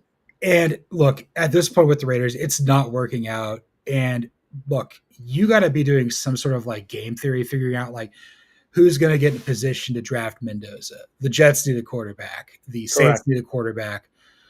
I think with the Titans, even though they're not good, you got to see what Cam Ward can do for like another year with a new head coach. You got to give yourself the best opportunity to land an up and coming offensive mind. I don't honestly, I have no idea who would be that guy in the coaching carousel at this point in the NFL. This is the weakest cycle I can ever remember. Are you now? Correct me if I'm. Please, I'm not. I don't want to speak. Are you ready to give up on Cam Ward? No, I don't think he has the temperament to be a franchise quarterback. I think he's got like he's got that really quick release, kind of like what made. Not going to say it's the same, but like like Dan Marino could get out really quickly. He could do that too. This is a guy who's made himself from a no-star recruit to like the ACC Player of the Year, Heisman finalist, #1 overall pick. I mean, he convinced Warren Moon to give up to unretire his #1 to wear this in Nashville. I mean, but I don't think he's a foxhole guy. And the Titans, they've signed up for this, and I really thought it was going to work with Brian Callahan because this is the guy that made it work with Joe Burrow for all those years. And NFL lifer, his dad's the coach in the league. I just don't know where you're going to go. Maybe Matt Nagy comes in and reunites with Bergenzi. Maybe that's your hire there in Nashville, offensive guy. But I don't trust Nagy. You got to see what Ward can do, and you got to be definitive by the end of year 2 if he's the guy or not. And if he's not, then there may be better quarterbacks coming out in 2027. Yeah, it doesn't help. I mean, when you're firing head coaches and GMs, I mean, they fired Carthon. I think he was 9-25 over Yeah, 2 seasons, and that's when everyone's like, "Oh, keep Callahan, keep him in the role." And obviously, yeah, it's just you fire a head coach 4 games in as a rookie quarterback. That's a rarity. Like that does not happen a no. lot in the NFL. You mentioned Mendoza, and you look at that tankathon right now. Giants don't need a quarterback. Vegas does. Tennessee will say maybe, right? Who knows? Cleveland, I still believe they need a quarterback. Saints need a quarterback. Washington does. The Jets do. Arizona does. Is this do you look at this potential quarterback class coming out and say, okay, this is a rich quarterback class? Someone's going to find a keeper here. You're probably looking at about what 2, maybe 3 guys that are first round caliber players. It's not as robust as what we thought it was because we all thought Cade Klubnik was going to be good, Drew Aller was going to be good, Lenore Sellers is going to be good. Not really. I feel like kind of the top of the market at this point is you're looking at Mendoza. You're looking potentially at Ty Simpson coming out of Alabama, although he might be a little banged up. He may come back for 1 more year. Maybe Dante Moore out of Oregon because he's had those starts at UCLA. Then you kind of go beyond that. It's not super great, but there's a lot of teams that are desperate. Maybe it's kind of more similar to what we saw in unfortunately 2011, where you end up getting guys like Jake Locker and Blaine Gabbert drafted really Christian Ponder. I think that's unfortunate. Count Blake. That's what I used to call him, Count Blake. Don't count him out. Is Mendoza a franchise quarterback?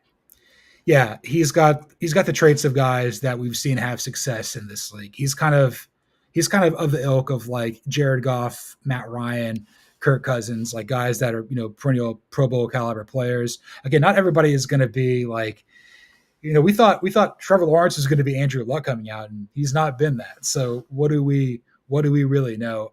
I think the leadership is great. Very smart guy. Was originally going to play at Yale, then plays 2 years at Cal, then goes to Indiana. Greatest player in IU history. He's going to win the Heisman on Saturday.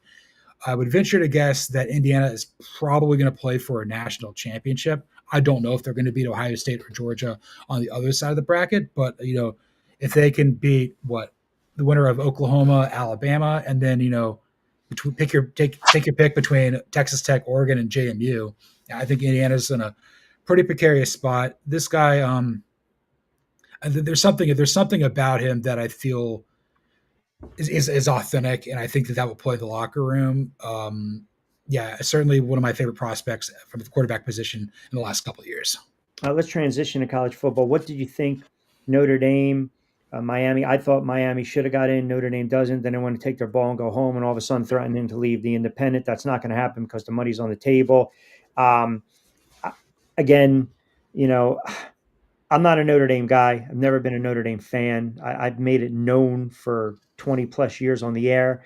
Notre Dame, because they're in bed, NBC, they got their broadcasting rights. That's one of the reasons they'll never join a powerhouse. And they make it sound like they had to go up against the SEC this year. Like, I'm so tired of just the babies at Notre Dame. But did you have any issue with Miami jumping them?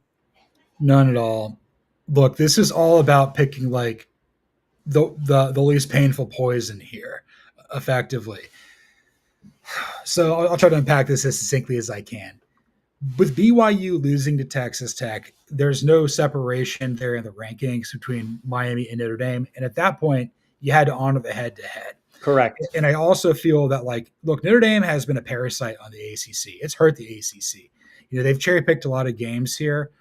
And we saw Miami earlier in the season. They looked fantastic. They lost some tough games in the ACC for Carson Beck and Mario Cristobal reasons, which we know that that's kind of what happens there. But it ultimately came down to the committee is not going to set a bad precedent of not honoring the head-to-head. And then look, if you're a Power 2 finalist, whether that's in the SEC or the Big Ten, and you're above the cut line, they're not going to drop you out of the 12-team field. That's why they put Alabama up to 9. And again, I don't know if Alabama is really one of the 10 best teams. They're really struggling right now. But look, the last thing you want to do is to make these conference championship games not matter, and nobody wants to play in them and make your sport a joke. So, and again, maybe we don't necessarily need these moving forward, but I did think it was kind of stupid that Georgia is 3 and not 2 over Ohio State.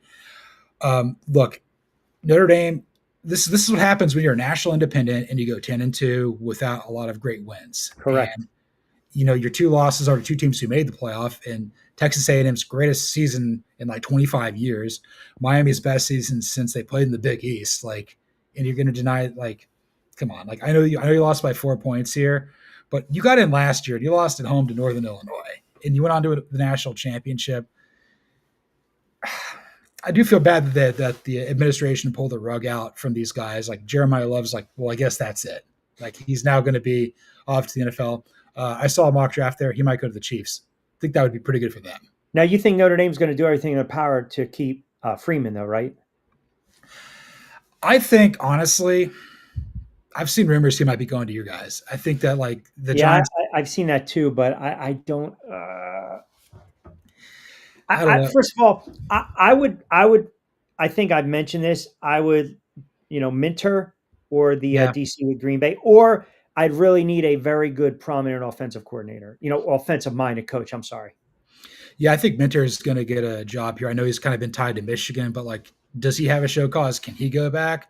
So I mean, I think he's probably one of the best candidates out there right now. He'll get to pick where he wants to go. I don't know. I guess with Freeman here, it's to just have that rug pulled out from underneath by Pete Bavacqua and the boosters and everything like that. That can't make you happy as a coach who's all about competing. This is a guy who was part of the staff with Luke Fickell there at Cincinnati, who they competed their tail off. They won the American, they won the Group of 5, and they made the playoff in 21. They got their tail waxed by Alabama, but we're talking about a guy remember last year, Alabama and Miami were below the cut line. They still played their bowl games. Kind of makes you wonder, would Alabama and Miami play in the Pop-Tart or Citrus Bowl? I think that they would if they were in Notre Dame situation this year. I won't ask you the particulars because I pretty much have gone through it over the last 24 to 72 hours with the debacle that is Michigan. Let's just talk about what do you do from here? I kind of brought up you have to you're going to have to bring in someone that has zero ties to Harbaugh, Yeah. right? That's number one. He's got to have experience, and he's probably got to be an offensive minded, I mean, head coach. I mean, if you're, and you got to vet. I mean, at the end of the day, you have to really do a good job um, vetting. I don't know if this AD is going to last, to be quite honest, because all these scandals are under his watch. But if you're Michigan, and you know the smoke settles in a couple weeks, right? Okay, let's now start to talk about the search. Um, I brought up a couple names the other day. I brought up um, Dayball, but the one that kind of caught the attention of my guy from On Three, Nick Costco, I mentioned Patricia. He's Patricia's been outstanding with Ohio State. Like I think prior to the Big Ten championship, he would have been my pick to win the Broyles for the best assistant. It's probably going to go to either Haynes out of Indiana or Bobo out of Georgia. I think those guys have really been exceptional. And look, if you give it to Heatherman or Wood out of Miami and Texas Tech, that's fine too. At this stage of the game, it's all good. I don't know if Patricia really wants that much hate on him, but I think he would add a. You're absolutely right. You cannot go with a Harbaugh guy. You have Biff Poggi coach the bowl game. This is why you can't go with Minter. You can't go with Jay Harbaugh. You can't go with John Harbaugh. You got to go with somebody that is completely separate from this regime, and you got to start over. The two names that I've heard that people have been most intrigued by are Kalen DeBoer and Kenny Dillingham. Mm-hmm.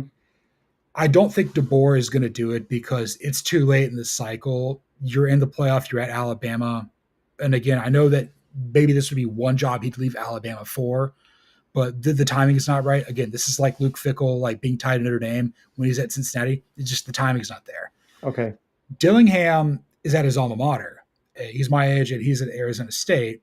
I think he's a fantastic offensive mind. I think he would do wonders there. But again, you got to pull on the heartstrings of a guy from Scottsdale to get him to leave there to go to Ann Arbor. One name that just opened up, and I'll throw this by you. I don't know if you just saw this before you went on the air. Kyle Whittingham is stepping down at Utah. I just saw that. I did see that come across the wire.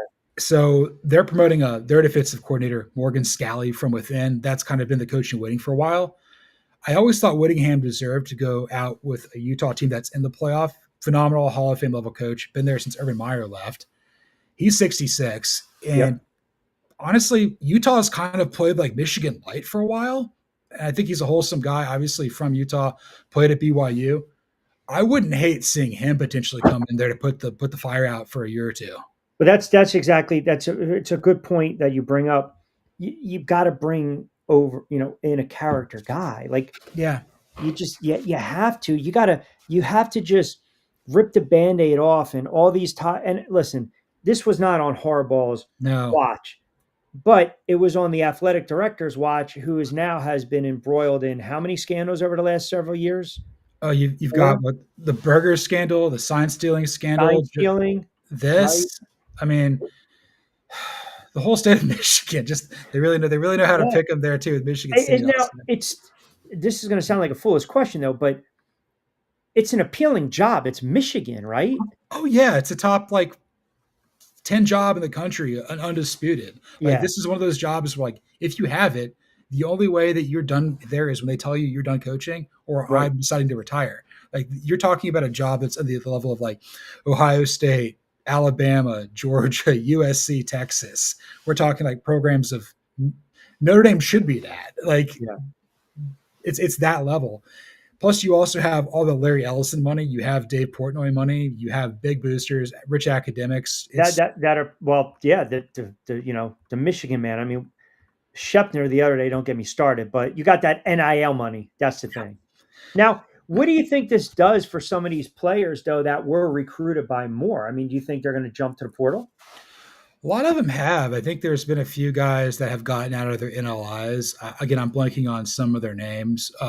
Bryce Underwood, I mean, he's going to take the bag. I don't know if he's going to go back to LSU. I mean, granted, unless Brian Kelly gets hired at Michigan, that would be absolutely insane. I mean, but maybe that could work. You have to you have to go with somebody who is not tied to the Harbaugh administration in any capacity. Like pack it up and go as soon as this bowl game is done with Bitpoji. Like you got to go somewhere out there. Like if you honestly, if you want to hire PJ Fleck from Minnesota, give him more resources. See what that could do. You have to just drain the pool, man. You have to. Kyle chimes in. Q, I got to ask. Can you ask John for me? Laugh out loud. All right, I will ask because this name was floated the other day. You probably know exactly where I'm going with this. Deion Sanders. I mean, he's the big enough personality to do it. I think there's some health concerns, and I think that's really an issue. Although I don't think he's necessarily as tied to Colorado as he had been. I think Rick George, the AD, stepped down. So, and then obviously his sons, and if you want to include Travis Hunter in the mix, they're about to enter year 2 in the NFL.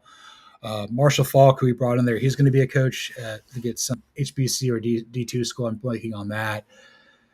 I don't know if Michigan can handle that right now. I don't think Michigan can handle the Coach Prime of it all right here. I wish Deion Sanders is the best. I don't know.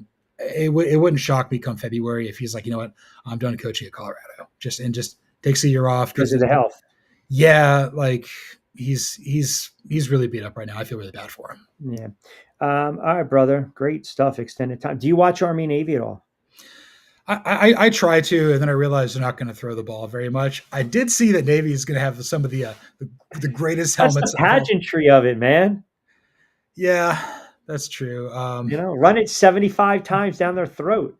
I know you can play basically. Listen, Navy's played well this year. Navy only has, I follow it closely. Navy only lost to North Texas and Notre Dame. They got waxed, but they've won 9 games. I've been very pleasantly surprised with how well Brian Newberry's taken over for Kinui Matalolo. I thought that was weird when they fired him a couple of years ago. Newberry's got them playing at like an even higher level. Obviously, Blake Horvath's kind of the straw that stirs the drink there for them offensively. I saw somewhere it takes 4 hours to make their helmet. So the helmet that they're going to be wearing is going to be just unbelievably sick. It looks like a boat, Rich. It has like knots on it. It's so That's cool. Awesome. Absolutely. I love Army Navy, and Army's got a pretty good quarterback. Dual threat. I guess Man says C. I guess he's talking about. That's probably Deion. All right, whatever. These guys all week long. What do you got going on with the blog and the pod and fan side of this? Just writing a lot about the coaching carousel and everything like that. The Michigan thing was a big bombshell on Wednesday. Writing a lot about Georgia, Indiana, and stuff for that with the playoff. I guess on the pods, doing stuff kind of a little bit of a lull here before we get into the playoff here. Yeah. A week from today, and the Heisman's this weekend. I fully expect Mendoza to win it. With the Falcons pod, just one day at a time. Some days you win, most of the time you lose, but it's okay. Yeah, I'm not allowed. The guys, I got to wait another week or two, or actually a couple weeks. I was getting into my hot stove baseball, and I was like, "Oh, John's a baseball guy, man. I got to ask him what he thinks of." Diaz to the Dodgers and Schwarber back to the Phillies. And of course, Alonso going to Baltimore and that ballpark. My goodness, what the hell are the Mets doing? I think people are just kind of like, yeah. When Pete Alonso's like, I'd rather go play for Baltimore, that's a sign. And I think it's kind of like they picked Soto kind of over him. He's like, I'm out, dude. It's unfortunate because, that you're talking about an all-time great Met, right? Yeah. Just... Yeah, I would have done 6 at. I would have done. I think I said 6 at 130. Yeah, I would. The fact that Alonso is going to play for a division rival is not good when he's still in his prime. Obviously, I'm a Braves fan. We made some moves, which is cool. With Suarez coming here and Yastrzemski's coming over, we'll see what happens there. I do think with Diaz going to the Dodgers, I'm like, you just want a ring, dude. That's all he does. It's crazy, and they're going to win it again probably. Please don't. I don't want this anymore. Can't do it. Luca Brazzi's comment. Oh, about Tampa Bay being crowned. They weren't crowned. All right, brother. Listen, I mean, these guys, they don't miss a beat, man. They do not miss a beat. That's why I love my listeners. All right, brother. Appreciate you. Enjoy a kind of a NFL heavy kind of weekend, and we'll do it again next weekend. Appreciate you, brother. Thank you. All right. Sounds good. See you next week. All right, there you have it. Our guy, John Buhler, does a great job. Hey, 547, got to remind you, our good friends over at Play It Again Sports. I mentioned this the other day. follow my guy, the prop, Professor Shine. He's got a tout contest. Proceeds will go to some of the local area colleges as well as some of the local area high schools. He'll do it with EV and CBB, NBA, NFL. Proceeds go to select high schools and youth orgs. He'll support them in their end of season banquets, spring, fall. Does a fantastic job. Give him a follow as well. And of course, our picks on BYP, not only from Fresh Roasted, but also Played Against Sports, 2 locations, Deptford and South Jersey. All right, quick timeout. We got to wrap it up. We'll come back on the other side.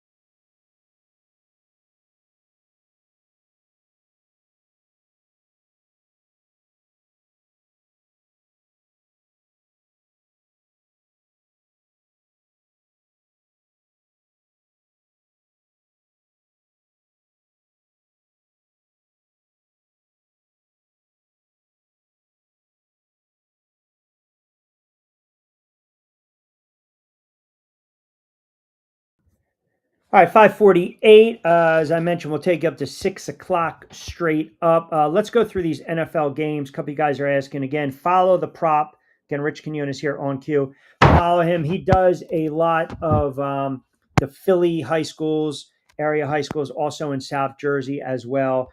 Camden, Gloucester, Burlington County. But give him a follow on X. He gives out phenomenal picks and winners at Professor Shine, and he's always giving back. He joined me a lot on Back Your Play, which just dropped the other day. Lloyd and myself, we went through all these games, so we can run through the gamut with you guys as well.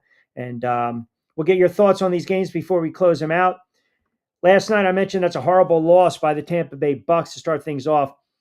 Week 15, they are in trouble. You got Cleveland on the road getting 7.5. Total is 38.5 against Chicago. I like the Bears in this spot to win the game. I think defensively, the Browns are going to keep this close. It might be kind of a muck fest. The Bears are going to try to run it a little bit, soften up that run defense in Cleveland. But I do like the Bears in this one, but give me the Browns and the points. I wanted to kind of steer clear of this game. Baltimore and Cincinnati. You heard the comments from Joe Burrow earlier in the week. My guess is he's probably going to go out 20 of 28, 288, and a couple touchdowns. You see how great of a quarterback he is.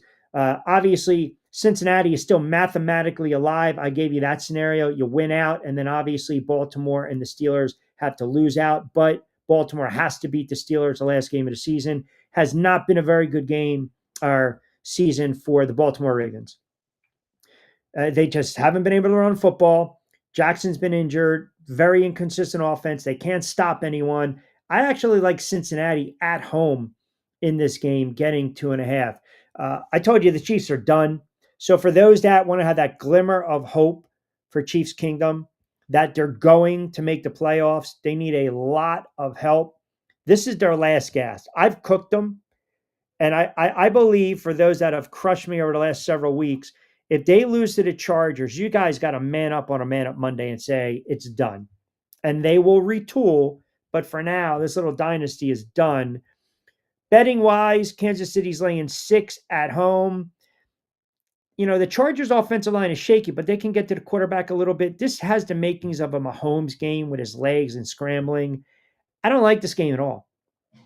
This is kind of like my look but don't touch. I think the Texans showed you we can get to the quarterback and make him very uncomfortable, make him make mistakes. They turned him over a couple times. They got to him. I'm not touching this game. Bills and the Pats. So if you're looking at Drake May MVP odds, here's your game. Here's your game. Here's your signature opportunity if you're Drake May. This team has ripped off a lot of wins. They have that long winning streak with the Denver Broncos. They're at home. They already beat Buffalo. Waiting for Josh Allen. Go in the phone booth, put the cape on, come back out. Superman. If the Bills are leading this game in the fourth, and we've seen some collapses with Buffalo in some bad spots, and the Pats come back, we almost saw it against Cincinnati, and the Pats come back and May goes 70 yards, sticks it in the back of the end zone, under a minute to go, one timeout, they win the game, and he finishes with 300 plus yards, a couple touchdowns. He will now leapfrog Allen. And depending upon what Stafford does for the Rams and the Lions, he might be the front runner. And I know there's a bias about giving young quarterbacks these MVPs, but I do like the Bills on the road because I'm not going to count out Josh Allen. Washington and the Giants. Giants are favorite, which is a rarity. I don't like the Giants in this game. I don't. Their defense has way too many holes. Right now, if anything, offensively, they're going to try to run it against Washington, get Theo Johnson in the seam, get Robinson the ball. He's right now eyeing up a big contract in the offseason for the Giants. Dart comes back. You have to keep him upright. They got to protect him, even though Washington is banged up and they've lost so many players this season. And obviously, Daniels is not going to go. Mariota is going to be under center. I don't trust the Giants. I think their defense stinks. I think Washington is going to be able to run the football. Raiders and the Eagles, that line now is at 12.5, 13. It's moved a little bit. I think it's because a lot of the smoke and mirrors with the Philadelphia Eagles and Jalen Hurts. This could be your referendum game, right? This can be your referendum game right now. Right now. So I'm looking at this game and I'm saying to myself, if you are Jalen Hurts, here's your game. Here is your game. From Delco. I already mentioned that to you. Mentioned that. Local for me. That would be New Jersey, up and down the East Coast, right? So we dive into New York, Jersey to DMV. I like it. First time checking out the channel. That's wonderful. Thank you so much. Look at this. What do we got here? We got a little Detroit. Oh, it's a Michigan, man. I got to watch what I say here. The Lions in Michigan, but appreciate you checking out the channel. At least G-Men won the big game. That's true, right? That's right. We will see. We will see how it plays out with the Giants. I don't think they win the game, to be quite honest with you. So with the Eagles, they got to win this game. There's no margin of error here. They have to win this game, and I think the offense has to look good doing it. You guys want to talk about your get-right game offensively? This should be it for the Philadelphia Eagles. If we come on the air Monday and the Eagles have not scored 28 points, then you can continue to have your Jalen Hurts conversation. Jalen Hurts is not a franchise quarterback. Bench Jalen Hurts. Talk about it in the offseason. They're at home, and I'm telling you, if they struggle a little bit, the Boo Birds are going to come out, but they're not losing this football game. I don't like the 12.5. They're not losing it. Jets and the Jags, hard pass. I talked about that game on Back Your Play. Cardinals and the Texans. I think this is going to be a high-scoring game, believe it or not. This game goes over 42.5. I would actually grab the Cardinals laying the 9.5. I think they make it a closer game, or Houston's laying 9.5. I think the Cardinals actually cover the game. They're going to need a quarterback too. Packers and the Broncos and the Lions and the Rams, perhaps the games of the weekend. Green Bay, Jordan Love has been playing really good football. How can Denver slow him down? Is Green Bay going to try to get Jacobs into the flow early? 12 touchdowns, close to 900 yards, over 200 carries. He can, again, make it very simple with that offense. Pick up first and second down, 3, 4, 5 yards. Let Love open it up a little bit with these wide receivers. You can throw a little bit on this Denver secondary. It's the pass rush that, if you're a Packers fan, you have to be worried about. I'm going with Denver at home. Denver and New England needs to trip up. They're not going to rip off 17 straight. The Lions and the Rams, here's a moment for Stafford, right? Obviously, Goff and Stafford, we know about their careers respectively with these franchises. Aside from stubbing his toe against Carolina, Stafford's been the best quarterback in the NFL. This is a must-win for the Detroit Lions. It's a must-win. If you are a Lions fan, you have to win this football game, or you're going to be on the outside looking in. And as much as we like Dan Campbell on the air, at times the uberly aggressiveness bites him in the fanny. What's going to be interesting to watch in this game is if it's a close game and you get into that fourth quarter, who's tightening up? I trust Stafford a little more then I trust Jared Goff. And if you're the Lions, you know the Rams play a pretty damn good defense. I would probably just have Gibbs, have him out of the backfield, screen passes, bubble screens, get him in motion. He's a phenomenal player. I mean, just watch. He's a phenomenal player. He is really a brilliant football player. It's like almost you watch these kids sometimes. It's like human joystick, right? And the kid Williams as well, phenomenal player. Phenomenal player. Like give these guys to football as much as possible. And of course, St. Brown. I just don't like. I think Campbell's. He's been doing some things out of character as a head coach, especially when it comes to some of these going for it on fourth down. Like I almost feel it's out of desperation because they know their season's on the brink. I do like the Rams laying the points in this game. I think it's going to be a high scoring game. Kind of like sit back, relax, enjoy it. If you're going to play anything in this game, I would lean towards playing the over. The total right now is one of the largest of the weekends. It's sitting at 54.5. Panthers and the Saints, don't care about that game. Talked a lot about it on BYP. Titans and the 49ers. Here's your large line. The 49ers laying 12.5. They should steamroll the Titans. You might have Purdy and CMC kind of sitting in the fourth quarter. Colts in Seattle. I think it's malpractice if you send Phillip Rivers out there. Seattle's going to steamroll the Colts. They are absolutely going to destroy this team, and it's going to get ugly for the Colts. They're not going to win another game the rest of the season. You're going to see Seattle. They're going to bottle up. They're going to play the run. They're going to bottle up Taylor, and they're going to tell whoever's under center, beat us with your arm. Vikings and the Cowboys. Cowboys last stand. They're laying 5.5 at home against Minnesota. We know the Cowboys score a lot more when they play at home. They've been so sporadic. And then the Monday night game, Miami and the Steelers. We'll talk more about that on Monday night.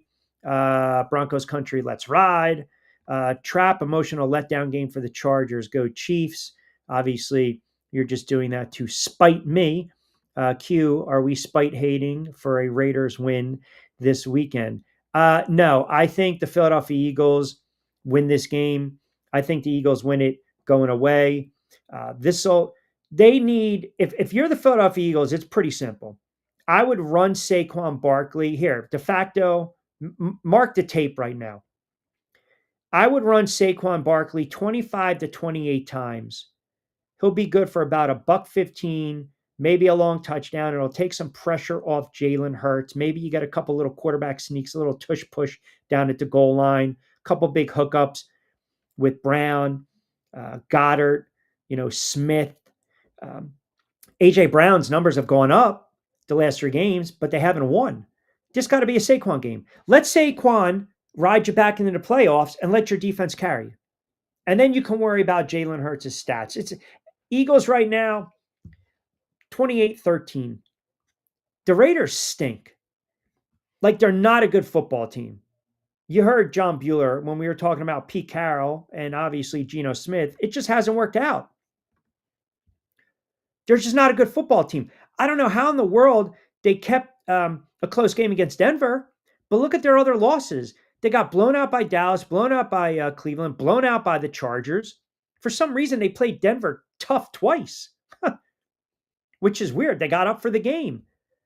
I don't like this matchup at all. And, you got Pickett. You have to look. I would probably rather have Geno Smith back there throwing the football and turn it over than Pickett. Pickett, we've kind of seen what he can do in his career. You're talking about a 27-year-old journeyman quarterback right now. That's all he is. And if you're the Raiders, you got to run the football, and that's going to be a tough ask. It's going to be a tough ask because again, defensively, what's Philly going to do? We're going to stack the box. Go ahead, Kenny Pickett. Beat us with your arm.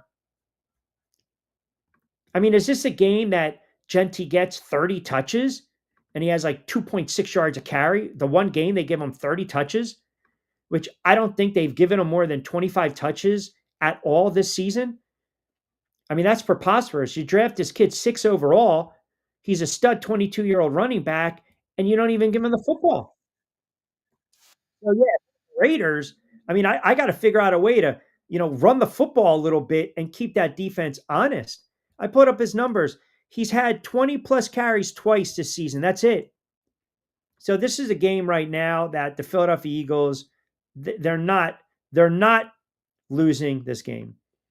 It's not. There's no one that crowned anyone. All right, got to start wrapping it up. By the way, yes, we might do a little Saturday edition because we got Army Navy tomorrow, which you guys know I love that game, 3:00. Might come on. Subscribe to the YouTube channel, click the notifications, and you'll find out.